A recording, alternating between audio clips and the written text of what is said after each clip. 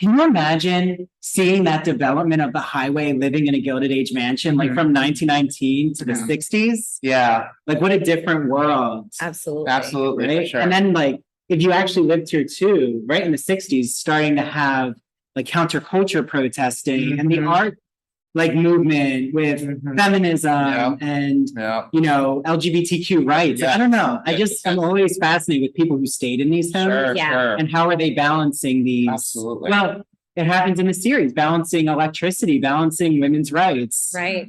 You know, how do you go back and forth between societies? And well, I think that in the series, The Gilded Age, when you see Mrs. Astor and how anti-progress she is, her friend says it best, that I fear that you're going to lose this war.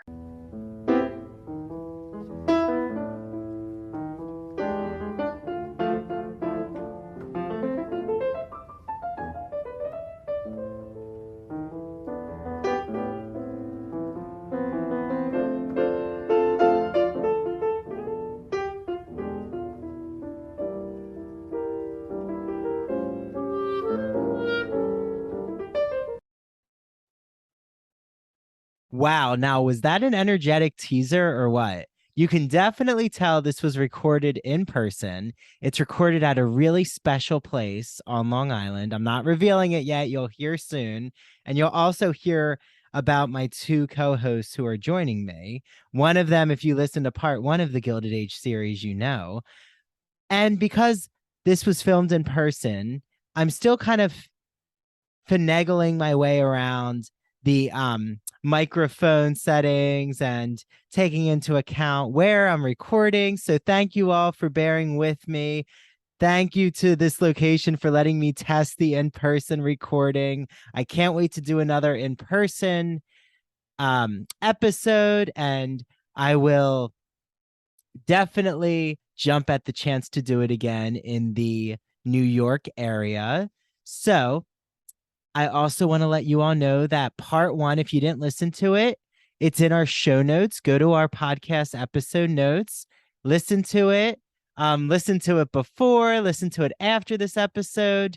Either way, it'll really play well as a bookmark to this episode, because part 1, I do a really deep recap of the Gilded Age HBO series with my special guest co-host.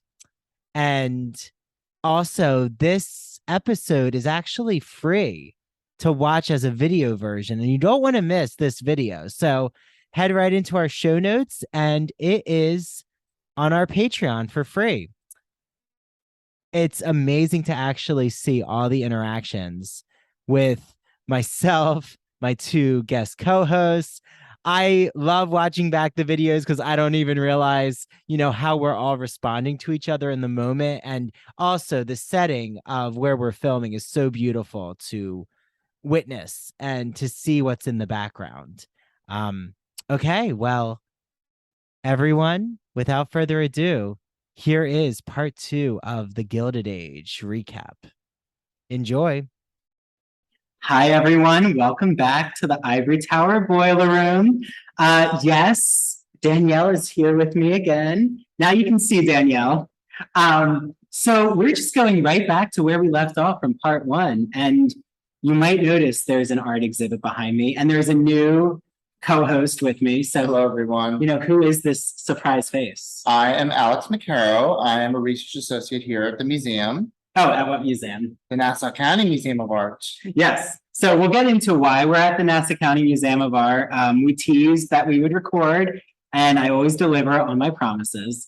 So welcome back. We had just ended, Danielle, with, I thought, a really interesting moment. We hadn't talked about Mr. Russell a lot, and we didn't talk about the men in this society. So, like, let's jump there. Like, what... You know, why do you think Mr. Russell relies so much on his wife to make negotiations for business? Well, I think that the women in the society, their job was to socialize, to fundraise, which was their job, and socialize, right? And so a lot of the business deals were done within that social circle, all of the events that they would host and things like that became the place where you would not necessarily talk in the office, but quietly get deals done. You know, the men over dinner would go and play pool like they did in the billiards room in the Russell's house. And that was where they discussed their deals. And, you know, you got a pretty good example of it at that charity where they were making Bertha leave. And Mr. Russell came in and bought everybody's goods and basically said, like, if your husbands are wise, they'll do like I did and they'll do business with me. And so I think that it all kind of ties together. And that was the women's role in society there, was to socialize and fundraise and things like that. They couldn't have careers as men could. Yeah, right. Their careers are the charities, and especially Marion, our protagonist, who we talked about bridges the new and old money divide. Right. She wants to get involved with more philanthropy. She even goes to Clara Barton's American Red Cross speech, as does Bertha. So like they kind of want to be on the front line of women's rights, but there's also this balance, like where they want to be involved, but they don't want it to look like it's a profession for money they need. Right. Like exactly. they're not making money. They need to have the face of being good people. Yeah. Like what's their portfolio of charities? Exactly. Right. And so where are we, Alex? Yes, we're at the art museum, but like we're actually in a Gilded Age mansion. That is correct. We are in the former estate of Lloyd Stevens Bryce, who was a congressman from New York who edited a publication whose name I cannot quite remember. But after Mr. Bryce sold this mansion, was the estate of Childs Frick, whom you may know was the son of coke and steel magnate Henry Clay Frick. Yeah. And Mr. Frick bought this property for his son in 1919 as a wedding gift. And the Fricks lived very nice. So the Fricks lived here from 1919 until Mr. Frick's death in 1965. And this mansion was designed by Ogden Codman Jr., whom you may know as an famous architect and author who's written a publication with Edith Wharton. And yes, sorry to cut you off. Is that the one that she writes about design? Yes, that's correct. Okay, that's correct. Yeah. And when the Fricks moved here, Sir Charles Carrick Allen, I think it was his name, redesigned the exterior, and this mansion was called Clayton. And yeah, the Fricks lived here, as I said, that's a while. Yeah, from 1919 till his death in 65. Yeah. But like, and to imagine too, like, if you've never been to the Nassau County Art Museum, which you all need to, Alex is like, you know, not only in his curatorial role here, but we're also doing some Bureau Nassau County tourism. Hey, everyone, legislators, get on our payroll. No, no one endorses that message here. But right outside is the highway, right? We're on Northern Boulevard, I guess is what it's called then, right? Okay, yes. So the viaduct, and I think what's so fascinating is, can you imagine seeing that development of the highway, living in a Gilded Age mansion, like from 1919 to the 60s? Yeah, like what a different world. absolutely, right? Sure. And then like if you actually lived here too, right in the 60s, starting to have like counterculture protesting and the art like movement with feminism and you know LGBTQ rights. I don't know. I'm always fascinated with people who stayed in these homes and how are they balancing these. Absolutely. Well, it happens in the series, balancing electricity, balancing women's rights. Right. You know, how do you go back and forth between societies? And well, I think that in the series, The Gilded Age, when you see Mrs. Astor and how anti-progress she is, her friend says it best, that I fear that you're going to lose this war. You know, if you don't move with the progress, you're going to be left behind. For sure. Well, and do we really, you know, I'm sure there's ancestors out there, but I don't really hear the Astor name anymore. I mean, I couldn't tell you the lineage, like, oh, so-and-so is an Astor. Right. Like, it doesn't No, carry I that think you cachet. hear like Rockefellers and You things hear like that Vanderbilt still. as Yeah, well. Vanderbilt. Susan Astor- Rockefeller.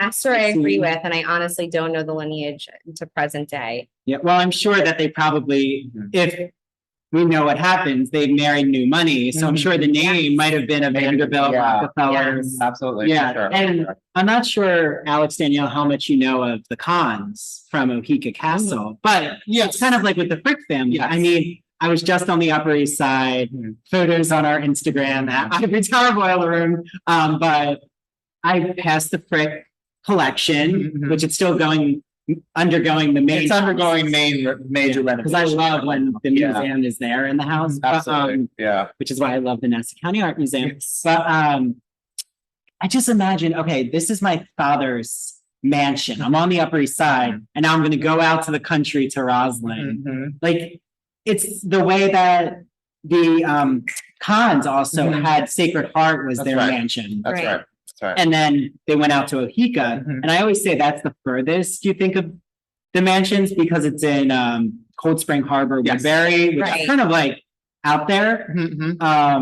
Mhm. And actually no, Centerport probably is the farthest, which would be the Vanderbilt Vanderbilt Mansion. Yeah, yes. there are a few that go out that way, but not a whole lot. You're right. They kind of end in that like Huntington line. Yeah, well, because they're away from their social scene, right? Right. I mean, Mhm. if you think about here, I am sure there were so many mansions in Roslyn Harbor. Mhm. Like, right, and it matters. Who are your friends? Who's on your social calendar? Right. And like, let's talk about women. So Mhm. we were just having a conversation before recording. Like this room we're in now, Mhm. we're on the second floor Mhm. and had something to do with a bedroom or something to do with, we're near, the Frick. Can you remind me? This is Frick's dressing room. This is Frick's dressing room. Yeah. Okay. Right. So, the home was where women really gained power. And I think, Danielle, you were like getting to an interesting point with that. Can you share it with the audience? I think that something I was thinking about actually on my way over here was how Marion is being so forced to marry into wealth. Mhm. And that is literally like her job, her mission in life needs to be, whether she likes it or not, to marry into wealth. And that is to procure the future for her Mhm. entire family. It all rests on her shoulders. Yes. Because her father kind of squandered whatever they had. Mhm.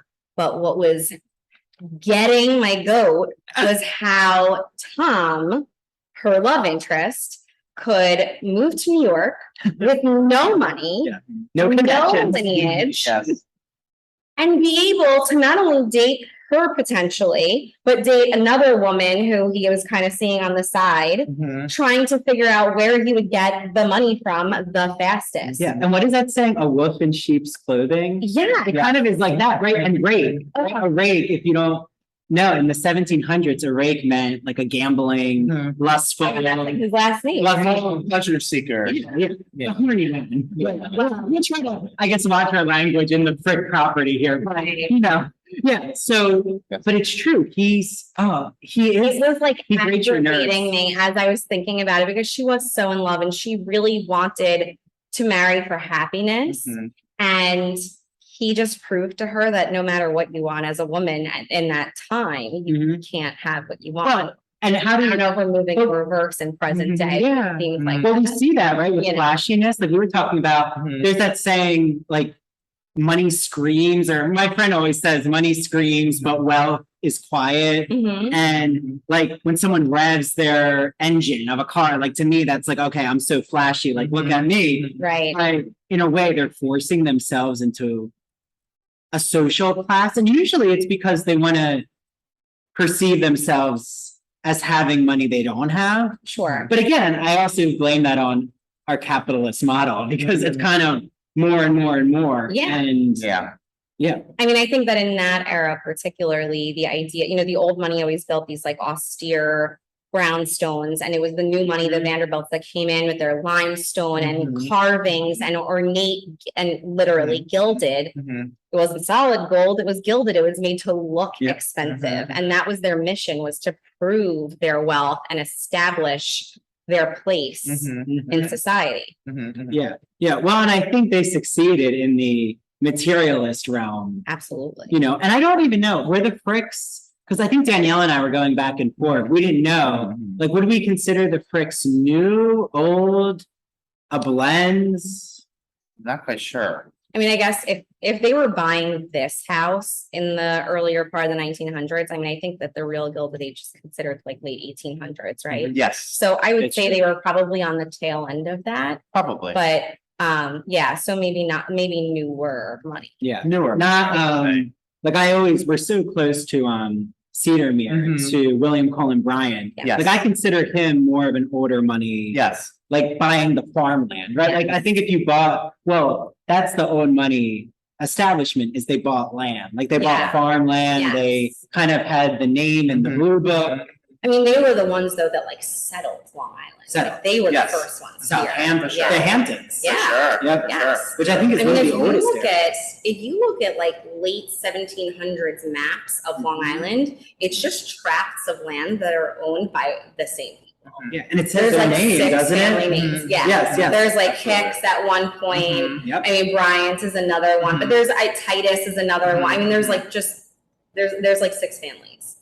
And they own a tract here and a tract there and a tract there. And then little by little, they merge them all together, Mhm. you know, and then pass them off to their children and whatnot. Sure. Yeah, and I think now, like, what really matters is with that kind of the inheritance money, like what the behind the scenes of trust funds and generational wealth, right? Like, in my opinion, like our own money, because we're now, if we think about it, we're over 100 years from when the Gilded Age, more than 100 years. We're almost like 140 years Yeah. from the beginning of the Gilded Age. Yeah. Yes. That, like, I think what we would consider more of that old money is like, you don't have debt, you have generational wealth. Right. But like you were saying, Danielle, I remember you said people still live in Gilded Age mansions. They're just not screaming it. They're not like, hey, everyone. Right, because at this point, even the new money of that era is considered extremely old money Yes. now, right? So Yeah, but like, oh, sorry. I think that, and we touched on this last time, that the pandemic put, Mhm. you know, a lot of people, it put a lot of cash in their pockets and kind of, I think, revived some of these old mansions that were kind of sitting destitute without anyone to kind of rehab them for a while. And I, you know, from a real estate standpoint, which is primarily my focus, that kind of revived the Gilded Age mansion real estate. Yeah. Unbelievably. I mean, I can't, you know, those houses don't change over very often. And if you do come in with the money to, you know, rehab them, I would hope that you're holding on to it for generations, but I'm really interested to see years and years and years from now, what ends up happening. You know, just earlier, I guess earlier this year, the Woolworth Mansion in Glen Cove changed hands, which had been on the market for years. That was listed by Margaret Troutman of Compass, and she did a fantastic job and got it sold like pretty quickly. Wow. Like, what was the price? Can you? You know what? I honestly think it started out around close to $20 million, but it ended up selling, I want to say, for 9-ish. Don't quote me on Oh, that. wow. Okay. So like, because it needed work. I mean, it needed a lot of work. Yeah. It had seen fires throughout history. But Smeros Architects is in there now rehabbing the house. You know, Yeah, I know Smeros, yeah. I was like, please post progress photos. Yeah. I can't wait to see what's happening. I want to know that this is getting new life and preservation. I'm so excited. Yeah. I'm Absolutely. so excited. Yeah. Well, and like what I love about where we are right now is what I love about the access of what Nassau County did for here, for the art museum, for Old Westbury Gardens, Right, for right. Sands Point Preserve. Right. Trying to think. I don't want to leave any of them off because I know they listen. Long Island has a really good preservation Yes. society. Oh, planting field. Yes, plenty cool. And what I love is here too, everyone, like, you might get a lot of now, you know, nature enthusiasts, which is good. There are beautiful trails here Absolutely. that I've walked, and you can see Hempstead 145 Harbor. acres. That's a lot. That's a lot of 145 acres. Yeah, acres. yes. And it's free to park and explore the nature. Absolutely. And that's one of my favorite things is that the Gilded Age mansions have become nature trails. Mhm. Mhm. And I guess what I'm getting at is though, if we were here right after the death of Child's Frick, right?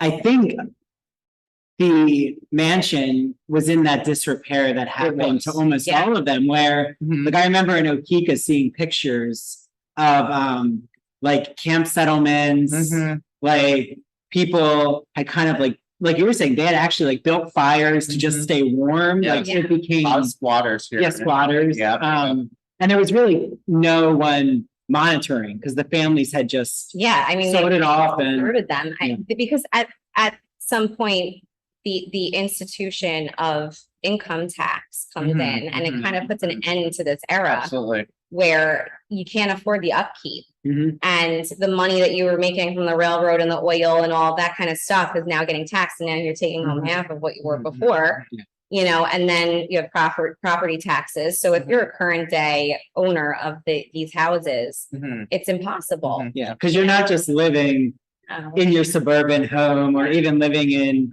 a condo community, like you are the one in charge of the upkeep. Like you look at the land out here. I mean, I would be overwhelmed. Like, if I may interject. Yes. So after Frick's death, this property sort of sat in disrepair for about 4 years, and the county actually purchased the land, and we operated under the Nassau County Museum of Fine Arts until 1989, when we became a private non-for-profit. And essentially we leased the land from the county, but the museum are actually a private non-for-profit. Oh, that's great. Oh, that is really good. It probably allows you guys as a museum to operate more the way that you would want to than under. I would think so. Yes. Yeah. And you're not in New York State Park, which can be we're not in New limiting, York State Park. especially for visibility. Again, this is like a call to New York State Park because or any park service, because there are actually a lot of author homes that are run by a park system. I'm thinking of Edgar Allan Poe's home in Philly, or even Whitman's home in Camden.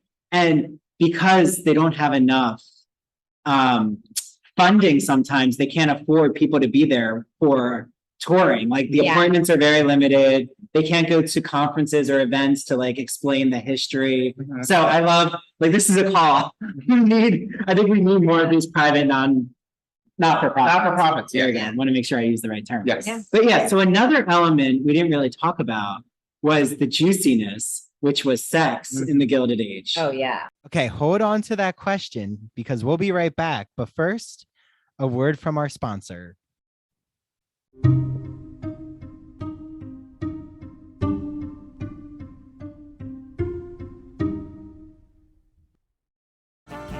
This episode is brought to you by Snapple. Welcome to the Snapple Market Auditory Experience. Close your eyes. Imagine you're walking into your neighborhood store. You make your way to the back and reach for your favorite Snapple flavor.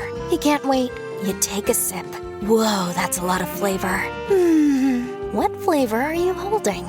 Now open your eyes and check out Snapple.com to find ridiculously flavorful Snapple near you.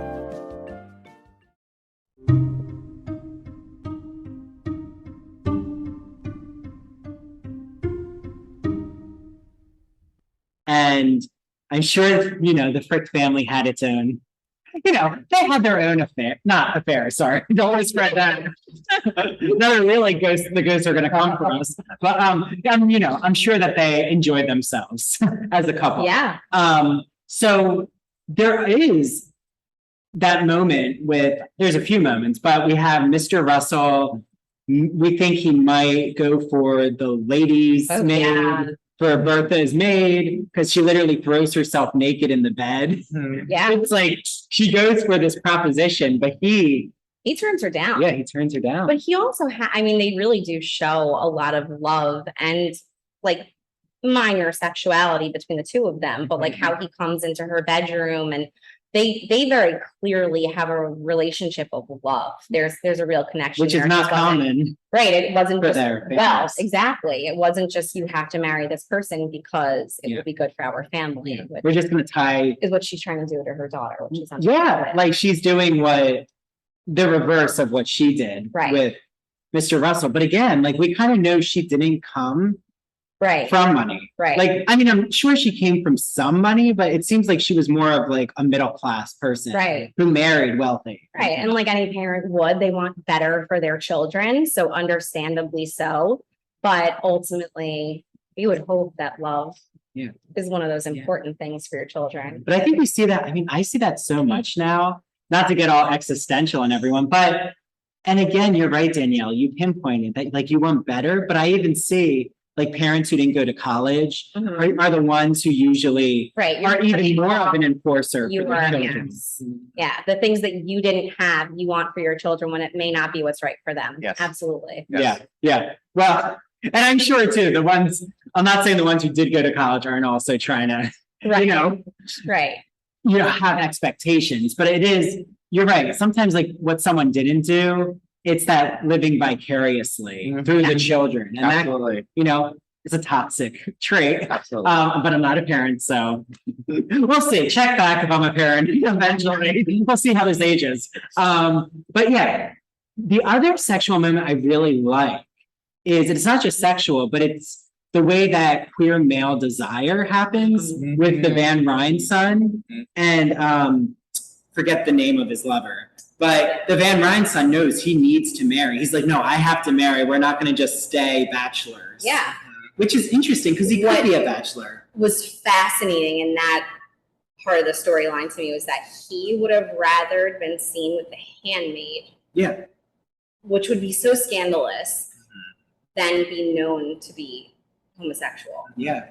That was I understand that was of the time, but to be seeing that as a present day person was like, God. Yeah. Well, because he's kind of like, well, at least they think I'm with a woman. Yeah. But but what I love is that they show the other side with his lover who's like comfortable in his bachelorhood. Right. And like, of course, there was queerness in the Gilded Age. There's always been queerness. I mean, but I'm glad that they went there. And I had just come from, so everyone, there's a Bridgerton recap on our Instagram Live, because I actually think I was surprised the second season of Bridgerton didn't do a lot of queerness. And I was a little annoyed because they had teased it in the first season. Yeah. And I feel like the Gilded Age is actually more nuanced when it comes to desire than Bridgerton. Bridgerton did that whole thing with that artist, though, and that like sort of like orgy setting that he had going on there. Like a brothel. Yeah.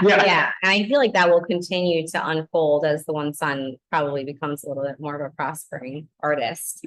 But you're right that it was just like that bit and then that was it. And I feel like that show does offer a little bit more sexuality and like juicy, gossipy kind of behavior where they could have probably taken it to another level. But yeah. Well, and I think we're now getting to that moment of, I'm so curious, Alex, because you interact with so many who come here. And I think people have this almost theme park understanding of the Gold Coast, right? Because we're in the Gold Coast technically. Yes. I guess, how would you define the Gold Coast from like a realtor? It's definitely North Shore, Long Island. Certainly not South Shore. And mainly Nassau County. Yeah, sorry. Nothing against the South Shore. Nothing. If you want to sell your home, call me. But shameless. Yeah, but like the Gold Coast has kind of really got that Great Gatsby understanding of the Roaring Twenties, which isn't the Gilded Age, but it's kind of like right after. And what I'm so fascinated, sorry, going in our rabbit hole, but like, I think a lot of people don't think Great Gatsby. Like, they think Great Gatsby and they think Gilded Age, but that's not like the full history. That's kind of like the later part of it. It is. Yeah. That's like the fuel being let out of the tank. Like that's it to the excess. Yeah. Absolutely. So, you know, what are some questions people ask? Like, I'm just curious, like, what do you get on a day-to-day basis? People ask us, like, what was this room? What was that room? And we don't frankly quite know sometimes. But I often tell us, like, we didn't even know this place was here. This place is a hidden gem, so to speak. It is. It really is. We just get various questions about the art, the sculpture on our property. We also have a huge amount of sculpture on our grounds. we just get questions mainly about the art and some about the property. Yeah. Yeah, and walking here is so pretty because I love the sculpture garden. Yeah. And I love that people, like I always say, come to picnic, like. It's a really, really lovely place to just Yeah. walk around, spend the afternoon. Yeah. Yeah. And you're like right by Roslyn Village. Mhm. You're near Garden City Village, which Danielle knows. I love all of them. I'm like into all the villages of Long Island. Some more than others, but I'm not gonna tell you which. I like the North Shore villages. Yeah. So, okay. Like, is there any questions though that happened? Now I'm kind of looking at like the gilding on the wall. Yeah. But are there any questions where people get really surprised that it's not that excessive lavishness of like what they think of The Great Gatsby? Like that these Gilded Age mansions don't fit that narrative.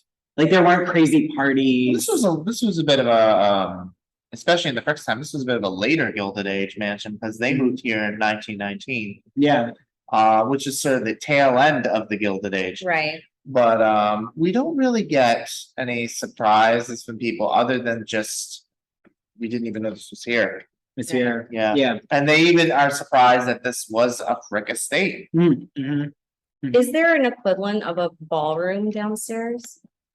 I don't know about a ballroom. We have some parlors. That was now one of our galleries, but we had. I mean, this is something I did not mention, but the Fricks had a massive amount of landscape surrounding the property, including a ski slope. Oh, wow. Oh, yes, this was there was a ski slope on the property. There was a. That's a There was first, I feel That's like. a first for There were Yeah. animals kept on the property, including a bear pit, apparently. What? Yeah. Oh, that's fun. I like yes. that. Something I do need to mention is that situated on our property is also the Manus Family Education Center, which, as you may know, was the site of Millstone Labs, which was Mr. Frick's scientific research lab because Mr. Frick was a paleontologist. Oh, okay. And that side of the Manus Center was the site of Millstone Labs where he would conduct his research. Oh, Wow. okay.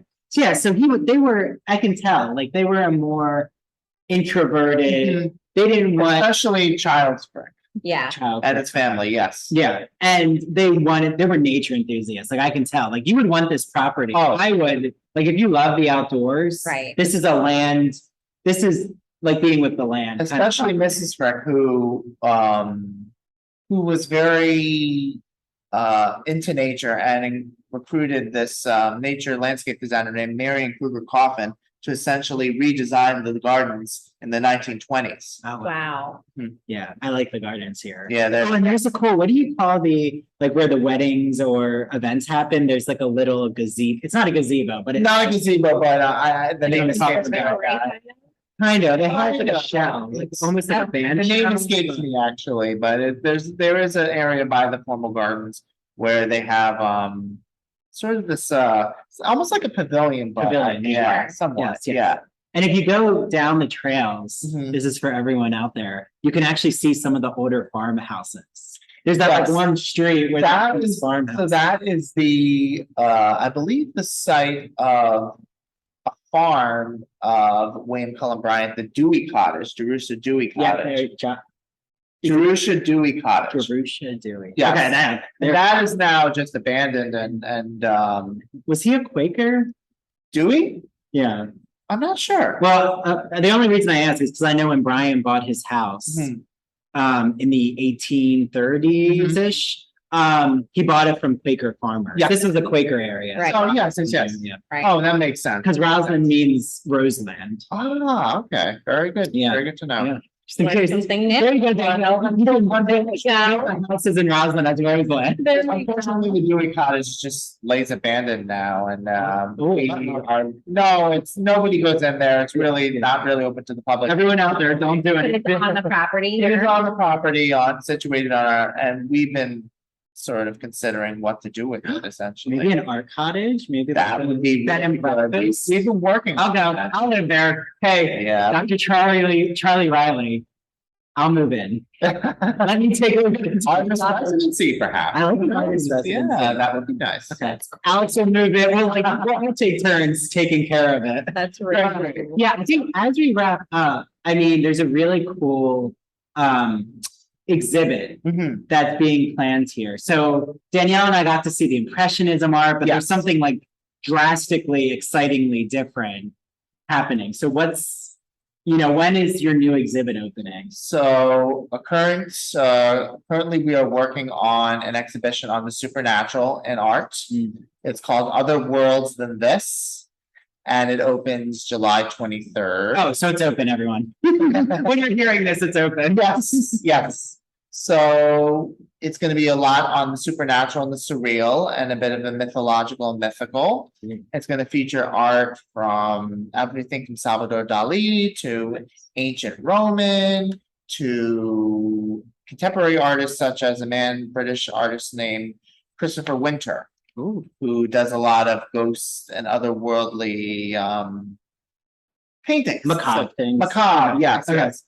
So it's thematic. I love that. So Thematic, it's yes. a thematic exhibit. We do a lot of thematic. Period. We do a lot of thematic exhibitions, yes. I like it. Well, anytime I'm here, the exhibitions are so well done. And again, I think it's Thank you so because much. your space is in a mansion, like everything Yes. is utilized. Yeah. Absolutely, yeah, for sure. Yeah. Like I saw some really cool Tiffany glass. Yes,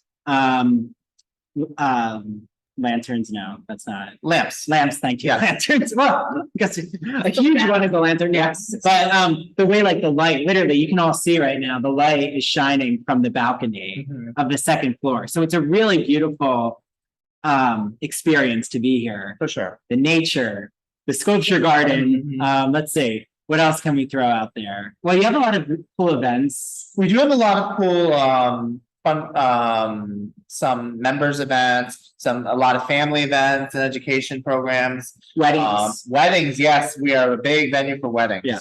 Wedding graduations, I guess. You guys should turn You could that do. farmhouse into like a honeymoon suite. Oh my God.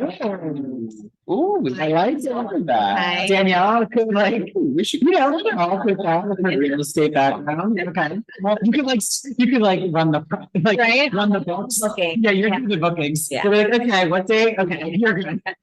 Oh, it's in the summer, it's an extra such and such. The fall. No, we do a lot of family programming here and we are very Classes. yes, at the Manna Center. Okay. Go sign up. Yeah. We've actually taken my children here, actually not to the Manna Center, but we came for an interactive exhibit that you guys did, I guess around the holidays a couple years ago. My kids loved it. There was all kinds of like art projects to do and little crafts and things.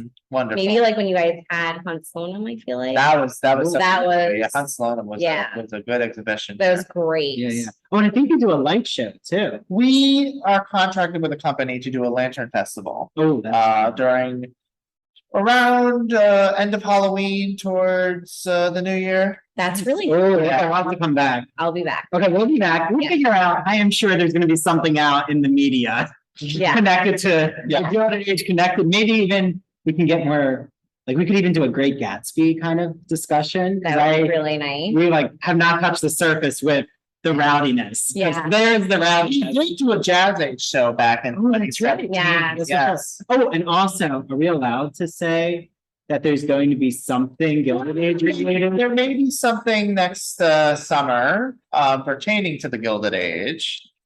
Coming to the museum. I can't really reveal much, but it may reveal something about Long Island and the Gilded Age. So stay tuned for next year. Like you might want to be reading a lot of Edith Wharton.